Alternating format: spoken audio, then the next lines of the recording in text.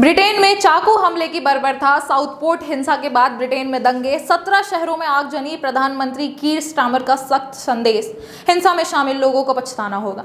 दुनिया के कई हिस्सों में हिंसक प्रदर्शन हो रहे हैं और कई बड़े देश हिंसा की चपेट में हैं। इसी बीच में ब्रिटेन में भी हिंसा भड़क उठी है और एक नहीं बल्कि कई जगहों पर हिंसक प्रदर्शन हुए।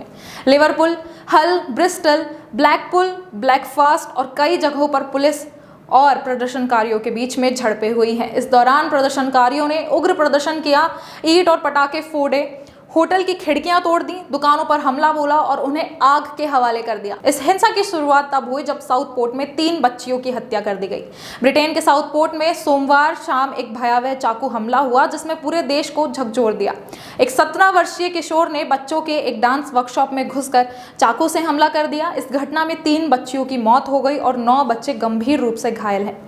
घायल बच्चों को तत्काल अस्पताल में भर्ती कराया गया जहां उनकी हालत गंभीर बनी हुई है। इसके बाद में इंटरनेट पर अफवाह फैली कि चाकू मारने वाला शख्स राजनीतिक शरण मांगने वाला मुस्लिम था।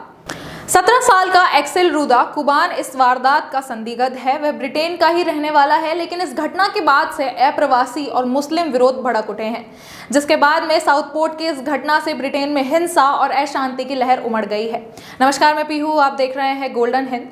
उन मासूमों पर हमला करने वाले हमलावर के इरादों की पूरी जानकारी तो अभी तक सामने नहीं आ पाई है, लेकिन इसे लेकर ब्रिटेन के प्रधानमंत्री कीर स्टारमर ने इस घटना की निंदा की और पीड़ित परिवारों के लिए संवेदना व्यक्त की है।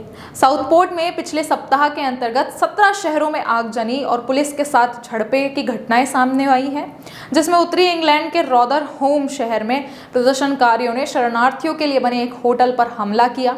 इस होटल में 500 शरणार्थी रह रहे थे, जहां प्रदर्शनकारियों ने नारेबाजी की और होटल की खिड़कियों को तोड़ दिया, वहां की संपत्ति को भारी नुकसान पहुंचाया। ब्रिटेन की सरकार ने हालात की गंभीरता को देखते हुए पुलिस को सशक्त कार्यवाही का आदेश दे दिया और प्रधानमंत्री कीर स्टारमर ने हिंसक प्रदर्शनों की कड़ी निंदा की और कहा कि इस संगठित हिंसा में शामिल लोगों को सख्त सजा दी जाएगी। इसके साथ ही उन्होंने कहा कि देश में किसी को भी किसी भी धर्म या नस्ल के आधार पर निशाना बनाने की अनुमति नहीं दी है।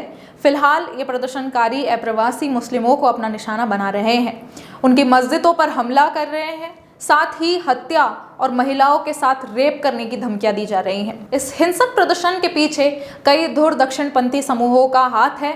अब सवाल यह भी उठ रहा है कि अप्रवासियों के खिलाफ इतना गुस्सा आखिर क्यों है।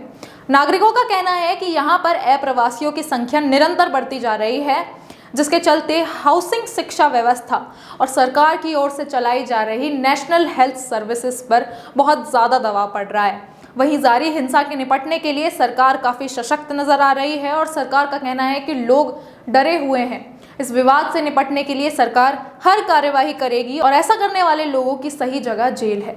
इस समय ब्रिटेन एक गंभीर संकट का सामना कर रहा है, जिसमें एक और साउथपोर्ट की चाकू हिंसा ने देश को झकझोरा है, वहीं दूसरी ओर हिंसक प्रदर्शनों ने शांति और व्यवस्था को चुनौती दी है। प्रधानमंत्री और अन्य नेताओं ने हिंसा के खिलाफ ठोस कार्यवाही और पीड़ितों की मदद करने का संकल्प लिया है और अब तक देश को एकजुट होकर इन चुनौतियों का सामना करना होगा और देश कर भी रहा है। और इस घटना से जुड़े अपडेट जानने के लिए देखते रहिए गोल्डन हिंद।